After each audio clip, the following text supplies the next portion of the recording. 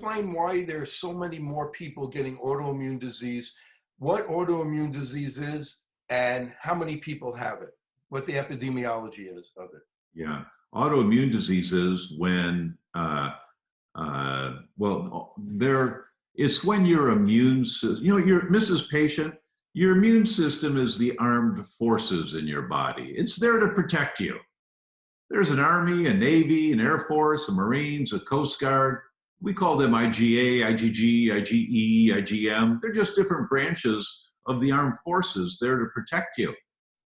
So when you have an autoimmune condition, it means that your armed forces have been called out and they're attacking your thyroid, or they're attacking your bones, or they're attacking your muscles, or they're attacking your brain, or they're attacking your eyes.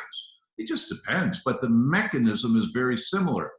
So the question is, why is my immune system attacking my thyroid? We'll use that one as the example. Many people have heard of this toxic chemical called bisphenol A, or BPA. And it's a phthalate. That's a category of chemicals used to mold plastic. And when you drink water out of plastic water bottles, there's BPA in it. You're getting BPA. So BPA, when it gets into your bloodstream, it has a tendency to grab on to different proteins and stay there. And one of the proteins it grabs onto is your thyroid. Just Google BPA, the 3 letters, Baker, Paul, Andrew, BPA, and thyroid. Just Google that. Here come the studies. And you go, oh my goodness, oh my gosh, oh my gosh. So that's an example of a chemical that binds with your thyroid, and it can trigger your immune system to attack your thyroid because all this toxic sludge is on your thyroid now. And your immune system, trying to protect you, says, we got to get rid of that junk so the thyroid can work more normally again. Just read the science. There's so many studies on this now.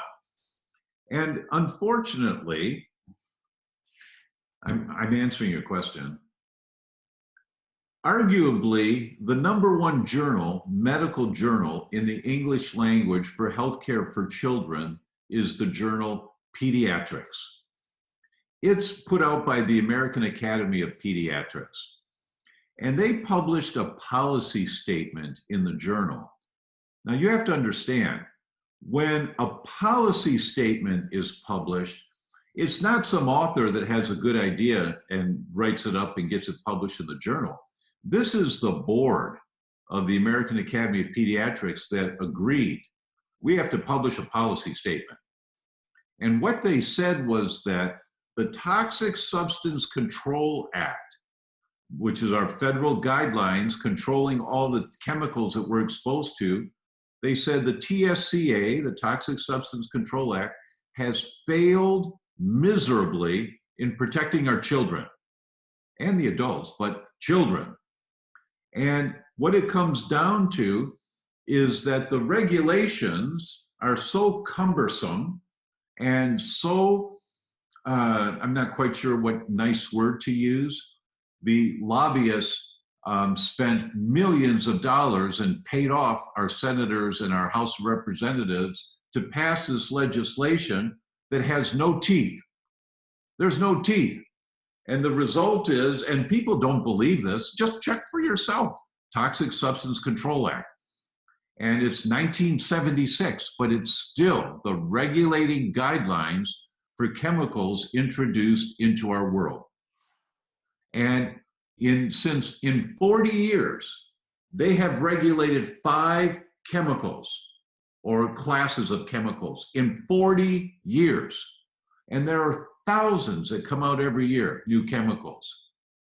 And they said in the policy statement from the American Academy of Pediatrics, it's 247 pounds of chemicals manufactured or imported into the United States, 247 pounds per person per day.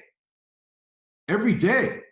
That means for you and I, Doc, that's 500 pounds. That's 10 50-pound bags every single day. And what does all that mean? We now know every newborn child in America has at least 280 chemicals in their bloodstream that aren't supposed to be there at birth. They're not supposed to be there, but they were in mom, and so they went through to baby.